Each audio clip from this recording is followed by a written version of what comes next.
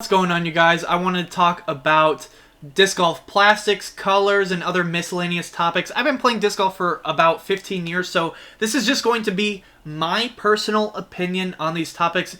There's no science behind it, so if you want to go ahead and do some science experiments, I would actually highly recommend it because I highly believe in some of the things I'm about to tell you. But I feel like when newer players, or maybe they've been playing like 3 to maybe 4 years, they're looking for new discs, I feel like they almost buy the wrong disc for what they're trying to do. Maybe it's the same mold, but it's the wrong plastic, right? So I wanted to clear some things up and give my opinion on some of those topics, and maybe if you're watching this video, it'll help you purchase some new discs. So before we get into slots in the bag, let's talk about disc color. Is there a specific disc color that you should get? I would say just getting things super bright, but I will say I think black discs actually do fly farther. If you think about it, heat rises, and black discs are always going to be hotter than other discs, right? They're going to absorb all that heat, but it has to be an actual black disc. Like dark blue doesn't work, dark purple doesn't work. It actually has to be black. My personal experience, I used to bag a black mid-range and a white mid-range of the same mold, same plastic, and I would say that the black one was pretty understable. It was kind of more of a trick disc, but it went so much farther than the white disc. And maybe it's because it was more understable, but it was one of my favorites, and it was always super grippy. In the summertime, it was a little bit hot. I'll be honest, it was a little bit hot in my hand, but it was super grippy, and I love that disc. But guess how I lost it? I just left it behind. And sometimes having a black disc that goes super far isn't the best, but I will say, if you do plan on using a black disc, definitely get one for your max distance driver, and only throw it when people are watching, obviously. But I did throw a black Champion Boss in the field a bunch of times, and I would say it went farther pretty much than any other disc that I brought that day every single time. And I was throwing the farthest forehands. It was a bit flippy. Maybe that has to do with having more heat and it's rising. It's a little bit more glide, a little bit more understable. Maybe that has to do with it, but I will say I do believe black discs definitely go farther. And if black discs go farther, and that would mean white discs have the least amount of distance. I don't necessarily know if that's completely true, but if I really had to put it out there, I would say anything besides black is going to have very similar flight. And then when you have a black disc, obviously it's not great because it's hard to see, but it's definitely going to go the farthest. Now let's talk about putting putters in plastic. For the longest time, and a lot of people still putt with baseline plastic putters, and over the years you're going to get a putter that kind of looks like this. It's got like indents where your fingers will go, like there's a little bit of a depression in the disc, and it's super beat up, and it goes exactly, exactly where it's going to go. And it doesn't fly like it's brand new or anything. It's nice and beat in. And a lot of people swear by this. And I feel like now that I've been putting with a premium plastic putter, that this is actually the wrong way to go about it. Now, I think having a disc like this in your bag is a great thing. I use this for upshots. And I will actually use it for like putts that I need an anhyzer out of, because this is the same mold that I putt with, but it's not the same plastic. I will say I think premium plastic is the way to go, and I'm going to give you a few reasons why. First off, when you have a baseline plastic putter as your main putter, you're going to get, these little marks in the rim eventually, right? There's going to be some damage. There's going to be little things that you got to like chip off every once in a while. Now, if you only use it for putting, you're going to be a little bit better off. You'll be able to delay this a little bit longer, but you're going to get like, it's hard to see because of the light, but you'll get these little chunks in the rim eventually. And over time, I think these things definitely add up. It's going to make the putter weigh less, which I think is super important, because if a disc weighs less, it's going to glide a little bit more. It's not going to necessarily drop into that basket like you're expecting. 2, it's obviously going to have a different flight over time. 3, it's not going to be as aerodynamic. So even if you have that extra glide that you're kind of used to, if you snap it a little bit too much, it might be a bit more understable, or it just might not get into the basket like you're expecting from farther away. So I feel like it's best to actually just avoid making these your main putter, because I know for years people swear by, having a wizard that will fold in half as their main putter, something like that. But let me tell you why I really like the premium plastic putter. Having a premium plastic putter as your main putter is basically having one of these, but brand new. Or if you've been using it for many, many years, it's going to be like you use this putter for about 2 weeks. And if you're someone who likes to throw your putting putter, I like to throw this for upshots. I like to throw this for upshots. If you like to throw your putting putter for upshots at all, you know, some people get like a duplicate. Maybe they get, you know, a pair of putters and one of them's the putter, one of them's the thrower. Some people do it like that, but I can throw this thing and the flight is not going to change. This is basically always going to be the exact same as a brand new version of this one. And for me, that is really awesome because you'll notice a lot of the touring pros, they'll get a bunch of new baseline putters. I think the only thing that the baseline putter does better than one of these premium plastic putters is that sometimes it'll grab the chains just a little bit more. But if it's brand new, I think it still has the potential to slide off the chains. And on top of that, if you end up practicing with a premium plastic putter, I do believe you will get better at putting because you're going to be more inclined to avoid the AM side of the chains. And the AM side is basically the side that the disc is spinning to, right? So if you're right-hand, backhand putter, the AM side of the chains is the left side of the chains because if you hit that side, there's a great chance it'll just spin off or spit out, right? We've all experienced this before. But if you have a premium plastic putter, you're going to know that that side is basically off limits. Now, that is kind of limiting when it comes to the tournament rounds, but if you practice only hitting the pro side in the middle of the chains with the premium plastic putter, you could putt with a premium plastic putter. I do this all the time when I'm playing in competitions, but if you practiced with this and then putt with this in the tournament, that works too. But basically what I'm trying to say is, if you're not a touring pro, I would recommend a premium plastic putter because that way you're basically always going to have a new version of the baseline plastic and the shape isn't really going to change, the weight isn't really going to change, and the flight is essentially not going to change very much. Now let's talk about approach discs in mid-ranges. I'm going to keep this pretty short. Basically, I think you should definitely have a baseline version of a throwing putter or a mid-range that you like to use in your bag. And mainly this is going to be for control. Why? Because baseline plastic usually will hit the ground and just eat it up. Now, the softer it is, the more it's going to eat up the ground. Some baseline is like super stiff, like KC Pro plastic is super stiff. You'll see that skip a lot. So that's kind of...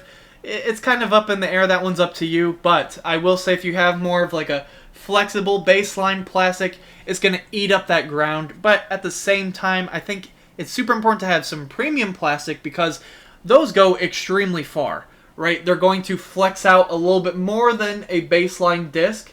When you throw the premium plastic, it's a bit more, its structure is a bit more rigid, I guess you could say. So it's going to fight out of that initial stretch that you kind of like put on the disc when you throw it super fast. It's hard to actually see it stretch, but when you throw the disc, if you watch like people throwing in slow motion, it's going to kind of like stretch or like wobble like a little bit when you're throwing it, and premium plastic will kind of fight out of that a little bit faster. So even if it's an understable disc, it's going to be way more stable than a baseline plastic disc. That's kind of how I understand it. So I think it's definitely good to have a mix of baseline and premium when it comes to mid-ranges or throwing putters approach discs. Next, let's talk about fairways and overstable fairways, kind of like control discs, farther approach discs, whatever you want to call them.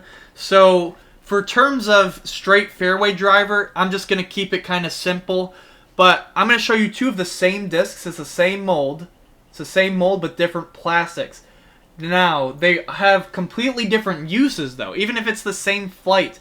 So this premium plastic one is going to skip, you know, it's going to flex out. It's going to be more overstable than this one. This is the one I bag. It's super straight, has a more mild flight, super flexible. When I throw it, it's going to hold kind of that initial stretching or whatever you want to call it. It's going to flex a little bit longer and stay straight. It's going to end up having the same finish as this disc, but when this one hits the ground, it will just die right away. It's not really going to skip. It's that super flexible, beat up plastic, and it's just going to eat the ground right away. Whereas this one is going to have a massive, massive flare on the ground.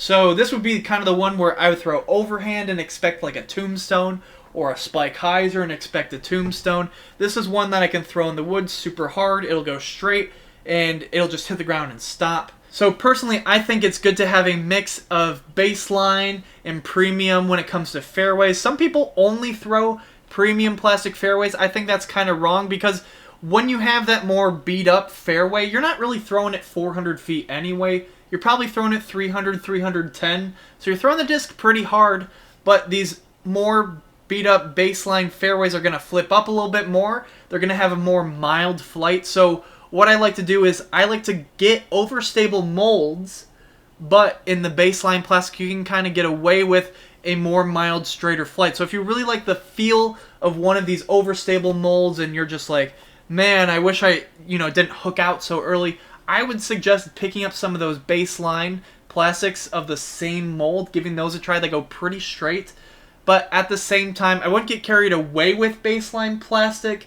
Throwing a less stable disc is probably not going to be as ideal for a tunnel shot, because it's not going to want to flex out that much. It's going to have a more mild flight, but being understable, having a more mild flight means it's going to hold forever. At the same time, you probably do want one of those in your bag, though, for big turnover shots. So hopefully this makes sense so far, but essentially, when you have a baseline or softer plastic, rather, it's going to have a more mild flight than a premium plastic. Now, keeping that in mind, I think it's going to get super important when we move on to distance drivers, control drivers, anything like 9-speed and up, basically. So a lot of disc companies have plastic that looks like this. It is super durable. It is new.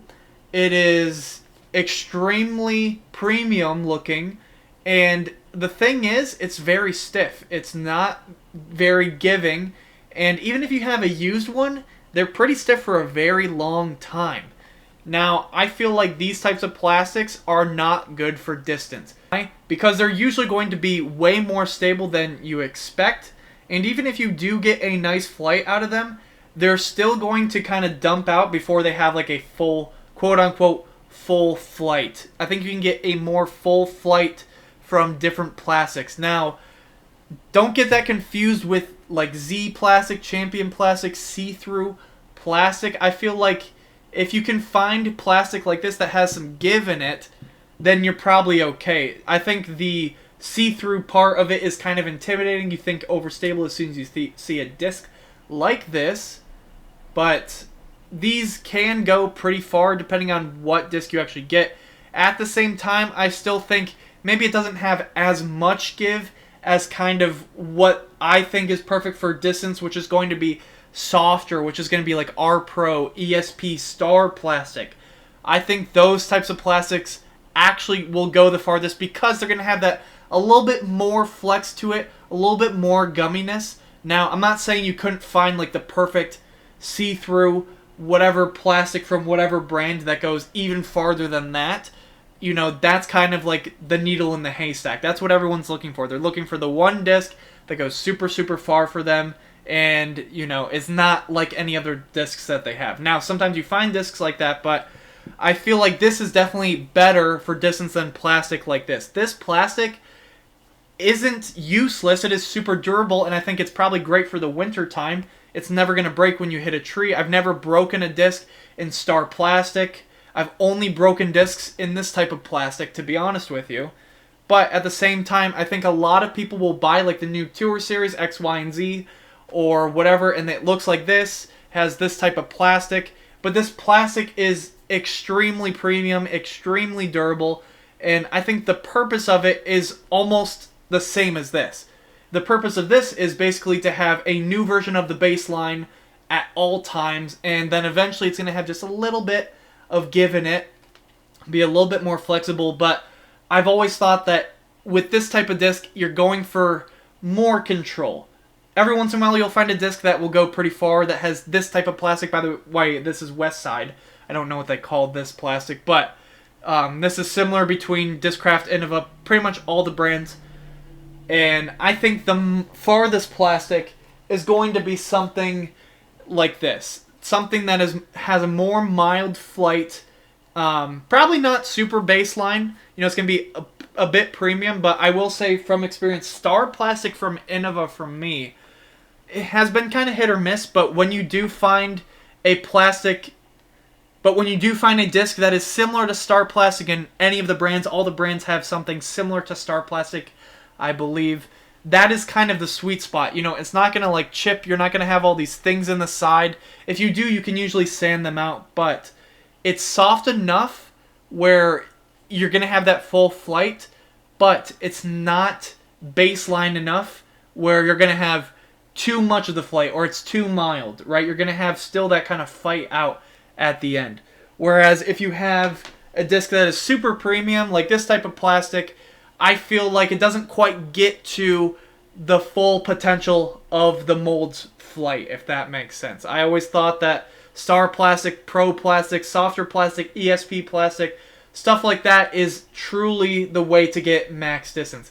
And to add on to that, the current distance record is set by an R Pro boss, but they were throwing champion bosses about the same distance. So you can kind of put in your input there. That's kind of what I think. To sum up the last section, basically, if you have a softer premium plastic disc, I feel like that's going to give you the most distance possible. Typically, when you have like a premium plastic see-through looking disc, or you have a disc that is, you know, similar to this plastic, the new Discraft ESP type plastic, those types of discs are pretty good for overstable control. And typically people go down the wrong path when they buy the same plastic and understable molds because they're expecting it to be super flippy. But I feel like these types of plastics, they kind of flex out pretty early. They're very stiff and very durable. So essentially, if you want a farther flying disc, go for a softer premium plastic, or you could even try baseline, but over time the baseline will definitely not be as aerodynamic and not go as far. So let's quickly talk about disc weights. I think for the putting green, you definitely want a max weight putter. Reason why is because you want it to fall into the basket. And at the same time, you do want to give it, you know, some spin or some sort of toss.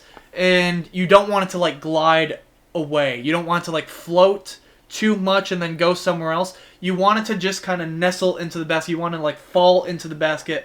It's not going to be your farthest flying disc. Obviously, that's why a lot of people putt with like speed 1 or speed 2. You're not seeing people too often putt with like a speed 7 or speed 8, those types of discs. But when it comes to faster discs, I actually think weight doesn't matter as much. Like in my bag, I have a couple 167 or 166 fairway drivers, and honestly, they work really great for me. I think the lighter the disc, the farther it can go, right? It takes less effort to get the same amount of distance if it was max weight. I think slower discs are better at max weight or easier to control. But when it comes to like long distance drivers, I think you can get away with lighter discs, right? This one's 173, this one is 175, but they honestly feel pretty much the same. And in my bag, I actually have a 168 distance driver, I have a 170 distance driver, 172. I don't really care about the weight of those discs too much. I think it's more important to see how the plastic feels for you, if it feels grippy enough, if it has enough give. I think that is more important when it comes to actual distance drivers or discs above 10 speed, right? We're kind of out of that control range. We're looking for big flights. We're looking for to shape long shots, stuff like that. I think weight is kind of irrelevant. I think the higher weight you have, you know, the faster it's going to finish its flight, if that makes sense. So if you have a 150 gram disc and a 175 gram disc and they're the same mold, the 175 gram disc is going to finish the flight a lot sooner than the 150 gram disc because, you know, you can put the same amount of speed on both discs and the 150 gram is going to go a little bit farther. It's going to have a longer flight. It's going to take longer to finish that flight. Anyways, guys, this is a longer video. Hopefully you enjoyed some of these opinions. If it helps you out, leave a like. Let me know in the comments below what you guys think, and I'll see you guys in the next one.